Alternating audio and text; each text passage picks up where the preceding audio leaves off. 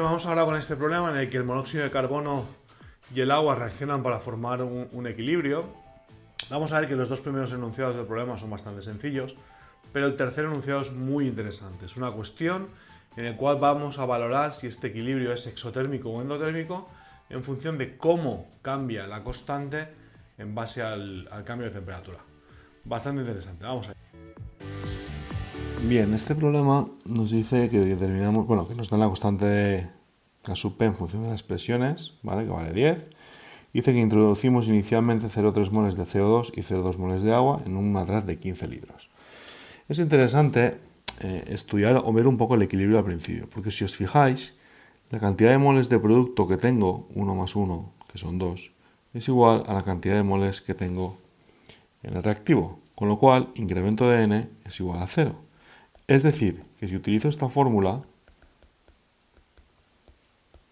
puedo acabar concluyendo que la K sub C es igual a K sub P.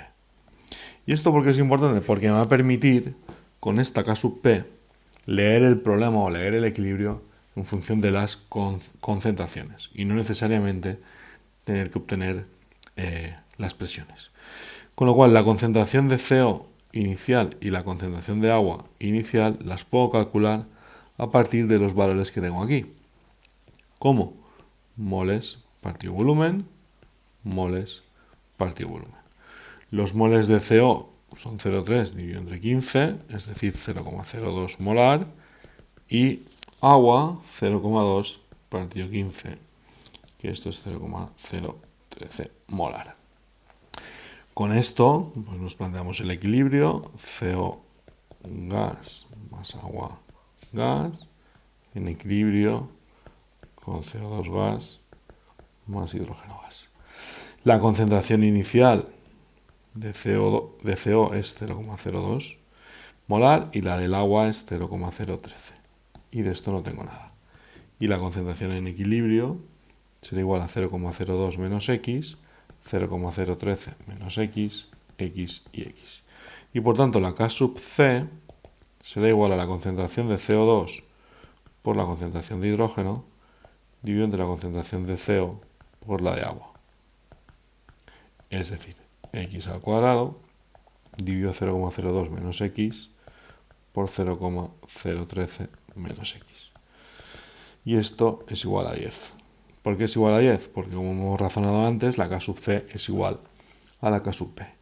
Y por tanto la X, que es igual a la concentración de CO2 en equilibrio, que es igual a la concentración de hidrógeno en equilibrio, se obtiene resolviendo esta ecuación que tenéis aquí, y esto sale un valor de 0,115 molar. Por tanto, para determinar las concentraciones totales en el equilibrio, la concentración de CO será igual a 0,02 menos X, es decir, 0,02 menos 0,0115, 8,5 por 10 elevado a menos 3 molar. Y la concentración de agua, que sería igual a 0,013 menos X, 0,013 menos 0,0115 es igual a 1,5 por 10 elevado a menos 3 molar. Y las otras dos las hemos calculado aquí. Con lo cual con esto ya hemos dado respuesta al apartado A. El apartado B nos pide la presión total.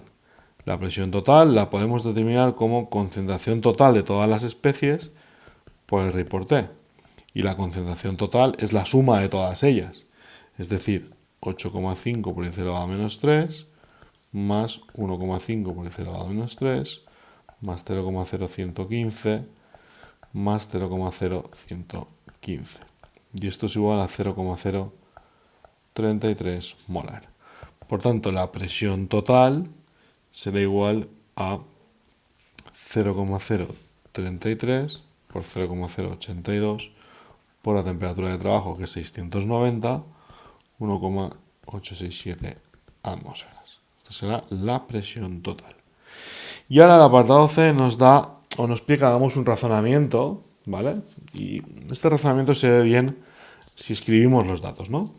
Tenemos que, nos dice que si a 690 kelvins, que es la temperatura de trabajo, hemos calculado o nos han dado una K sub P de 10, y si reducimos la temperatura a 550 kelvins, la K sub P aumenta, ¿vale? Es decir, que si disminuimos la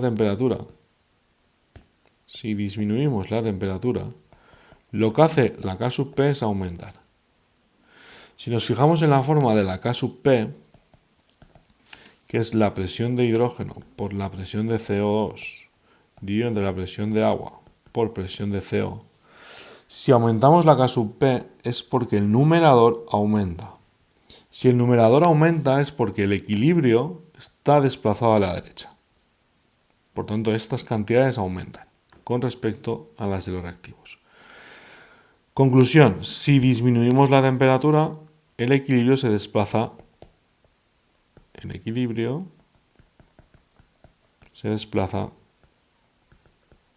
a productos. ¿Vale? ¿Qué nos dice la ley de Le Chatelier? Que si un equilibrio se ve sometido a una causa exterior que lo modifica o que lo perturba, el equilibrio se va a desplazar hacia aquellas partes o hacia aquella zona del equilibrio donde se minimicen los efectos. Es decir, si disminuimos la temperatura, el equilibrio lo que va a hacer es producir temperatura, aumentarla. Y para eso, ¿dónde va a ir? Donde se produzca calor. Es decir, si al disminuir la temperatura lo que hemos provocado es un desplazamiento del equilibrio a la derecha, es porque este desplazamiento provoca que se desprende calor. Y por tanto, si se desprende calor, podemos concluir que la reacción es exotérmica. Y con esto hemos razonado esta parte o esta parte del problema.